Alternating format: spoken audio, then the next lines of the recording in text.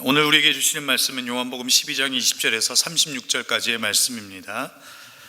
명절에 예배하러 올라온 사람들 가운데 그리스 사람이 몇 있었는데 그들은 갈릴리 베세다 출신 빌립에게로 가서 청하였다.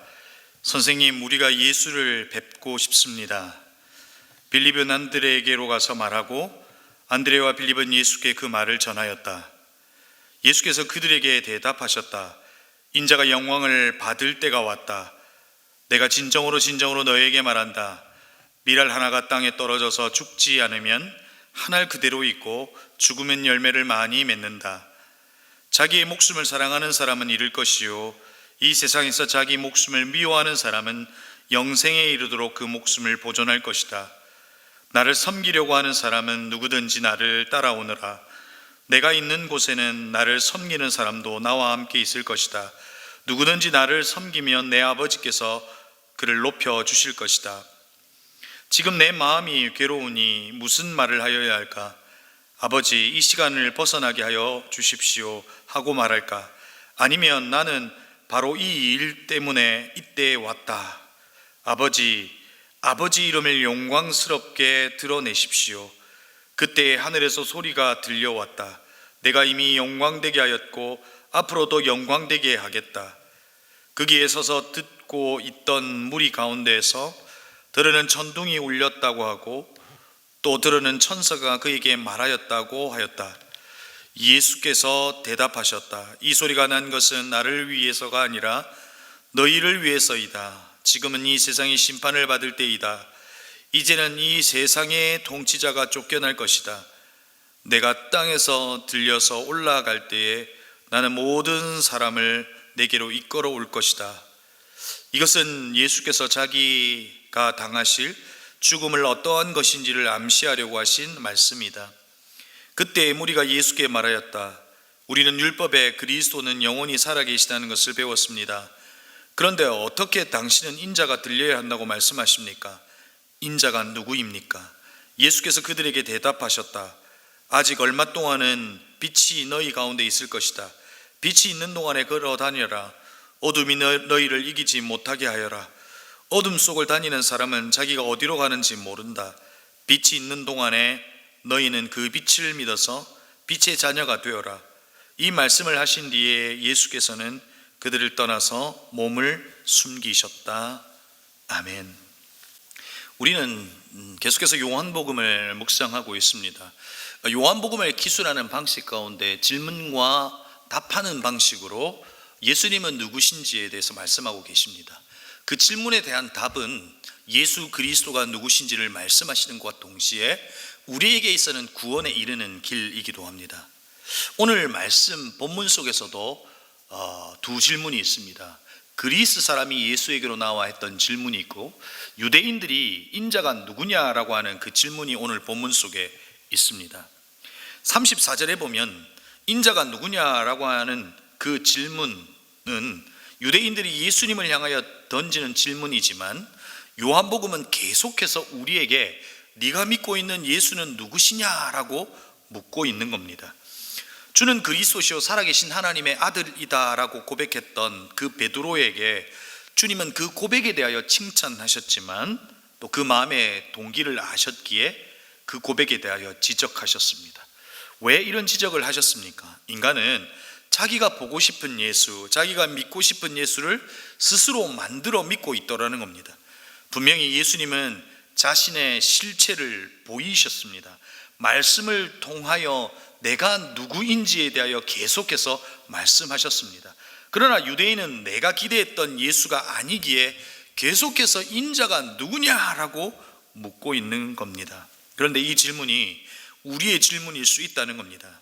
주님은 말씀으로 또한 우리의 삶의 역사하심으로 주님이 어떤 분이시고 누구신지를 말씀하고 계시지만 우리는 당신은 누구냐라고 질문하고 있다는 겁니다. 사랑하는 성도 여러분, 여러분의 예수님은 누구십니까? 예수님은 계속해서 자신을 증명해 보이고 계십니다. 유대인은 지금 인자가 누구냐라고 질문하고 있지만 예수님은 누구신지 끊임없이 나타내 보이시고 있다는 겁니다. 오병이어의 사건을 통해서 생명의 떡이신 예수님을 나타내 보이셨고, 나사로를 살려내시는 사건을 통해서 예수님은 부활이요 생명이다라고 하는 것을 나타내 보이시며 증명해 보이신 것입니다. 그런데 그 사실에 대하여 유대인들은, 많은 이들은 믿지 못하고 있는 겁니다. 여러분, 오늘 말씀은 그리스 사람의 질문으로 시작합니다. 여러분, 질문은 어떤 질문을 했는지 본문에는 나와 있지는 않습니다. 예수님께서 대답하시는 것을 볼 때 그들에게 질문이 있었다는 겁니다. 그리스 사람이 오늘 이 본문에 보면 빌립을 찾습니다. 또 빌립은 안드레를 찾고 있는 장면을 보고 있습니다. 사실상 사복음서에서는 잘 등장하지 않는 두 인물이 등장하고 있는 것을 보게 되지요. 그들이 다른 제자가 아니라 왜 이들을 찾았는가라고 하는 것은 성경에서 알 수 없지만 이 두 사람이 가지고 있는 공통점이 있습니다. 이들의 이름은 헬라식 이름을 가지고 있다는 겁니다. 그리스 이름을 가지고 있다는 겁니다. 말을 사랑한 사람이라고 하는 이름의 뜻을 가진 빌립과 남자다움이라고 하는 이 헬라의 이름을 가진 안드레가 오늘 등장하고 있는 거죠. 그 안드레와 빌립을 통해서 그리스 사람들, 다시 말해서 그리스 사람들이 예수를 믿고 신앙을 가진 이들이 이제 그 예수님께 질문하고 있는 겁니다. 그 질문에 대하여 예수님은 무엇라고 답하셨습니까? 23절입니다. 예수께서 그들에게 대답하셨다. 인자가 영광을 받을 때가 왔다. 내가 진정으로 너에게 말한다. 밀알 하나가 땅에 떨어져서 죽지 않으면 하늘 그대로 있고 죽으면 열매를 많이 맺는다. 우리가 너무나 잘 알고 있는 말씀입니다. 그리고 계속해서 이어나오는 말씀을 통해서 오늘 주님께서 말씀하시는 이 말씀의 의미가 무엇인지를 말씀하고 있는 겁니다. 자기 목숨을 사랑하는 사람은 잃을 거고 자기 목숨을 미워하면 영생할 것이다 라고 말하고 있습니다. 27절에는 때에 대한 이야기를 하고 계시고요. 그리고 예수님께서 하나님께 간구하십니다. 아버지의 이름을 영광스럽게 드러내 주십시오 라고 말합니다. 여러분, 이 말의 의미가 무엇입니까? 지금 예수님은 무엇을 이야기하고 계십니까? 23절에 말하고 있는 그 영광의 때는 도대체 어느 때를 말하고 있는 걸까요? 바로 예수 그리스도는 죽음의 때를 말씀하고 있는 겁니다. 예수 그리스도의 죽음의 때를 통해서 하나님께서 이 땅을 구원하시고자 하는 바로 그 때를 이야기하고 있다라고 이야기하고 있는 것이지요. 여러분, 마치 밀알이 사라지고 또 그 밀알이 죽는 죽음을 통해서 많은 열매를 맺는 것처럼 예수의 죽음은, 그리고 예수 그리스도의 오심의 이유는 바로 죽음 때문이라는 겁니다. 그러나 그 죽음을 통해서 많은 사람들에게 좋은 소식이 되고 많은 사람들을 살리는 생명의 열매가 될 수 있다는 것을 오늘 이야기하고 계신 겁니다. 여러분, 우리는 복음을 무엇이라고 합니까? 복음은 분명 좋은 소식입니다. 그러나 그 소식은 결코 꽃가루를 날리는 그런 아름다운 드라마틱한 그런 소식이 아닙니다. 그 소식은 십자가의 형틀의 비극적 죽음입니다. 그러나 그 비극적 죽음이 한 알의 밀알이 사라지는 그 비극이 우리에게는 소망이 되더라는 겁니다. 바로 이것이 오늘 본문 33절까지의 이야기를 하고 있는 겁니다. 내가 그 한 알의 밀알이 될 거라는 겁니다. 내가 그 죽음을 통해서 내가 너희를 살려낼 거다라고 하는 것을 말씀하고 있는 겁니다. 그리고 오늘 본문에서 예수님은 빛이라고 하는 것을 이야기하고 계십니다. 35절을 개역 개정으로 보면 이렇습니다. 아직 잠시 동안 빛이 너희 중에 있으니 빛이 있을 동안에 다녀 어둠에 붙잡히지 않게 하라. 어둠에 다니는 자는 그 가는 곳을 알지 못하느니라. 예수님을 빛이라고 말씀하고 계시고 인간을 어둠에 있는 존재라고 하는 것을 분리하여 말씀하고 계십니다. 그리고 그 빛이신 예수님을 믿어라 라고 오늘 36절에서 말씀하고 있습니다. 그 믿음을 통해서 어둠이었던 너희가 빛의 아들이 될 것이다 라고 이야기하고 있는 것입니다. 여러분, 우리가 오늘 다시금 기억해야 할 것이 무엇입니까? 우리의 존재가 빛이신 예수님으로 말미암아 어둠의 아들에서 빛의 아들이 되었다는 겁니다. 이것이 우리에게 왜 중요합니까? 이제 어둠으로 살지 말고 어둠을 밝히는 빛으로 살라는 겁니다. 그 빛을 숨기지 말고 드러내며 살아라는 겁니다. 우리의 정체성이 바로 이와 같다라고 하는 것을 이야기해 주고 있는 겁니다. 그런데 여러분, 오늘 본문은 요한은 참 재미있게 오늘 이 내용을 기술하고 있습니다.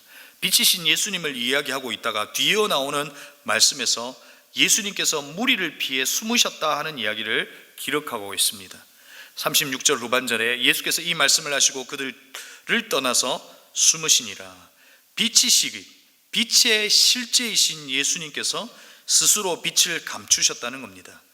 예수 그리스도께서 빛을 감추실 때 어둠이다라고 하는 것을 이야기하는 겁니다. 그러나 예수 그리스도께서 나타내실 때에, 빛으로 나타내실 때에 어둠은 빛으로 바뀐다라고 하는 것을 우리에게 말씀해 주고 있는 겁니다. 여러분, 우리는 스스로 빛을 내려고 합니다. 이 땅에서 빛이 되고 싶어하고 영광을 받고 싶어합니다. 그러나 오늘 우리가 말씀을 통해 깨닫는 것은 우리 스스로 빛을 낼 수 있는 존재가 아니라는 겁니다. 예수님께서 우리 가운데 오셔서 빛이 되어 주셔야만 가능하다는 겁니다.